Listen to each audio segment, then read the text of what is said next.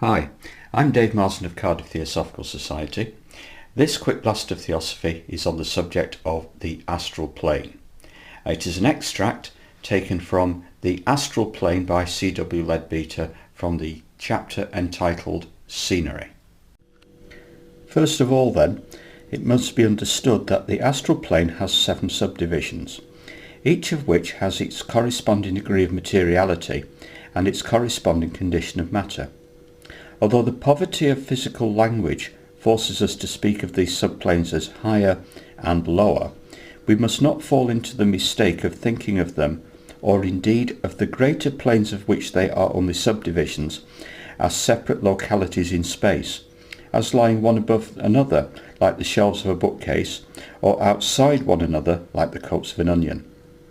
It must be understood that the matter of each plane or subplane interpenetrates that of the plane or subplane below it, so that here at the surface of the earth all exist together in the same space. Although it is true that the higher varieties of matter extend further away from the physical earth than the lower. So when we speak of a man as rising from one plane or subplane to another, we do not think of him as necessarily moving in space at all, but rather as transferring his consciousness from one level to another, gradually becoming unresponsive to the vibrations of one order of matter, and beginning instead to answer to those of a higher and more refined order, so that one world, with its scenery and inhabitants, would seem to fade away slowly from his view, while another world of a more elevated character would dawn upon him in its stead. Numbering these subdivisions from the highest and least material downwards, we find that they naturally fall into 3 classes. Divisions 1, 2 and 3 forming one such class, and 4, 5 and 6 another, while the 7th and lowest of all stands alone. The difference between the matter of one of these classes and the next would be commensurable with that between a solid and a liquid, while the difference between the matter of the subdivisions of a class would rather resemble that between 2 kinds of solid, such as, say, steel and sand.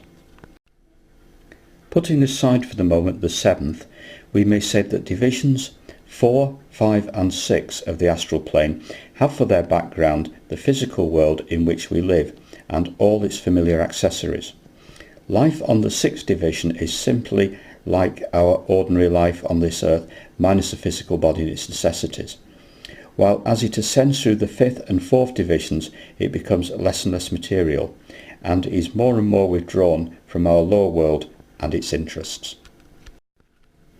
For the 7th or lowest subdivision of the astral plane also, this physical world of ours may be said to be the background, though what is seen is only a distorted and partial view of it, since all that is light and good and beautiful seems invisible. It was thus described 4,000 years ago in the Egyptian papyrus of the scribe Ani. "What manner of place is this unto which I have come? It hath no water, it hath no air, it is deep unfathomable, it is black as the blackest night, and men wander helplessly about therein. In it a man may not live in quietness of heart." For the unfortunate human being on that level, it is indeed true that all the earth is full of darkness and cruel habitations, but it is darkness which radiates from within himself and causes his existence to be passed in a perpetual night of evil and horror, a very real hell, though, like all other hells, entirely of man's own creation. Please note that all my quick blasts of Theosophy are presented as ideas for consideration. Thank you.